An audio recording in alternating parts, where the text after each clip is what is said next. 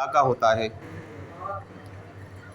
جب کوئی جذب و سلوک کی منزل طے کرتا ہے، فنا فی اللہ، فنا فی الشیخ، فنا فی الرسول اور فنا فی اللہ کے مقام پہ پہنچتا ہے، تو وہ عبد القادر سے غوث اعظم ہو جاتا ہے، معین الدین سے غریب نواز ہو جاتا ہے، علی حجویری سے داتا گنج بخش ہو جاتا ہے، عثمان مروندی سے لال شہباز قلندر ہو جاتا ہے۔ تو اولیاء اللہ کا مرتبہ بڑا اعلیٰ ہے۔ اللہ تعالیٰ کے وہ دوست ہوتے ہیں، اللہ تعالیٰ نے ان کو اپنا دوست فرمایا۔ حضور سیدنا غوث پاک رضی اللہ تعالیٰ عنہ کا مرتبہ، آپ اگر کسی چور کا ہاتھ پکڑ لیتے تھے تو اس کو قطب بنا دیتے تھے۔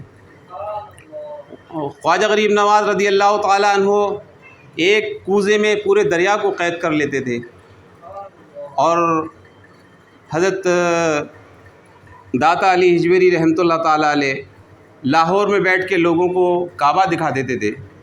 تو یہ مقام اولیاء اللہ کو اللہ تعالیٰ نے عطا فرمایا۔ غوث پاک رضی اللہ تعالیٰ عنہ نے دعویٰ فرمایا، قدم حاضی علی رقبتی کلی ولی اللہ، کہ میرا جو قدم ہے وہ تمام اولیاء اللہ کی گردنوں پر ہے۔ تو خواجہ معین الدین چشتی رحمۃ اللہ تعالیٰ علیہ کہیں چلہ فرما رہے تھے، آپ نے فرمایا، یا غوث اعظم، آپ کا قدم میرے کاندھوں پر نہیں بلکہ میری آنکھوں پر، میرے پلکوں پر، میرے سروں پر ہے۔ اور خواجہ معین الدین چشتی رحمۃ اللہ تعالیٰ علیہ نے جب آپ کی صحبت میں رہے 57 دن تو آپ کو اجازت عطا فرمائی اور کہا تم ہندوستان چلے جاؤ۔ تو خواجہ غریب نواز رحمۃ اللہ تعالیٰ علیہ نے فرمایا، حضرت مجھے بغداد دے دیجئے۔ تو غوث پاک رضی اللہ تعالیٰ عنہ نے فرمایا، میں بغداد کسی اور کو دے چکا ہوں، میں بغداد حضرت شیخ شہاب الدین سہروردی رحمۃ اللہ تعالیٰ علیہ کو دے چکا ہوں۔ حضرت شیخ شہاب الدین سہروردی رحمۃ اللہ تعالیٰ علیہ، آپ نے ان کے سینے پہ ہاتھ رکھا اور تمام چیزوں کو دور کر دیا اور کہا، اب تمہارا سینہ عرفان الہی کے لیے تیار ہے۔ اسی طرح سے جب غوث پاک رضی اللہ تعالیٰ عنہ بخارا کے قریب سے گزرے تو فرمایا، 157 سال بعد یہاں سے ایک میرا بیٹا پیدا ہوگا جس کو ابھی سے میں فیض دیتا ہوں، اس کا نام نقشبند ہوگا۔ تو بہاء الدین نقشبند رحمۃ اللہ تعالیٰ علیہ، جن کو اللہ تعالیٰ نے یہ مرتبہ عطا فرمایا کہ کسی پہ اگر توجہ ڈالتے تھے تو اس کے دل پہ اللہ کا نام نقش کر دیتے تھے، اس کو نقشبندی بنا دیتے تھے۔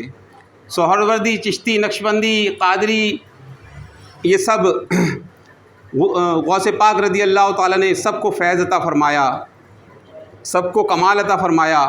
جب خواجہ غریب نواز رحمۃ اللہ تعالیٰ علیہ کو ہندوستان بھیجا تو ان سے فرمایا کہ ہندوستان کے کونے پہ ایک شیر ہے، اس کو مت چھیڑنا۔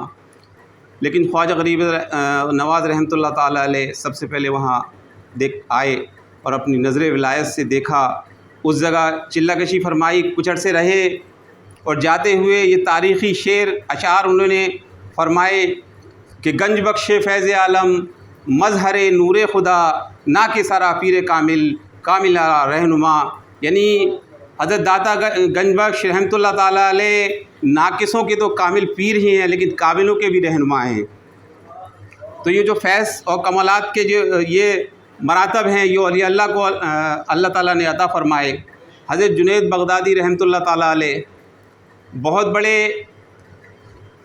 رستم تھے اپنے زمانے کے، آپ رستم تھے، بہت بڑے پہلوان تھے، آپ کا کوئی مقابلہ نہیں کر سکتا تھا۔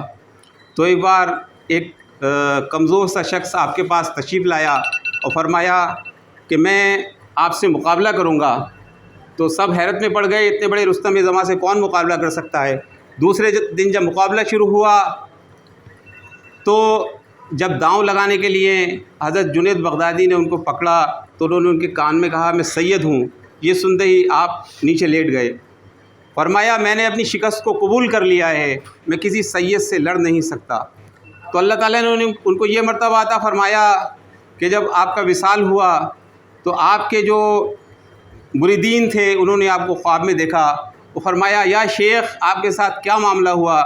جب فرشتوں نے آپ سے سوال کیا، من ربوں کا، تمہارا رب کون ہے؟ تو انہوں نے فرمایا، مجھ سے یہ پوچھتے ہو کہ تمہارا رب کون ہے؟ مجھ سے تم یہ پوچھتے ہو کہ تمہارا رب کون ہے؟ میں ازل سے ہی الست بربکم کا جواب قالوا بلا دے کر آیا ہوں۔ تو یہ مرتبہ اولیاء اللہ کو اللہ تعالیٰ نے اتباع سنت کی وجہ سے عطا فرمایا تھا۔ اللہ تعالیٰ ہم سب کو ان کے ارشادات اور ان کے جو بتائے ہوئے طریقے ہیں اس پہ چلنے کی توفیق عطا فرمائے۔ وما علیہ الا البلاغ۔ ماشاء اللہ سبحان اللہ، اچھا تھا لیکن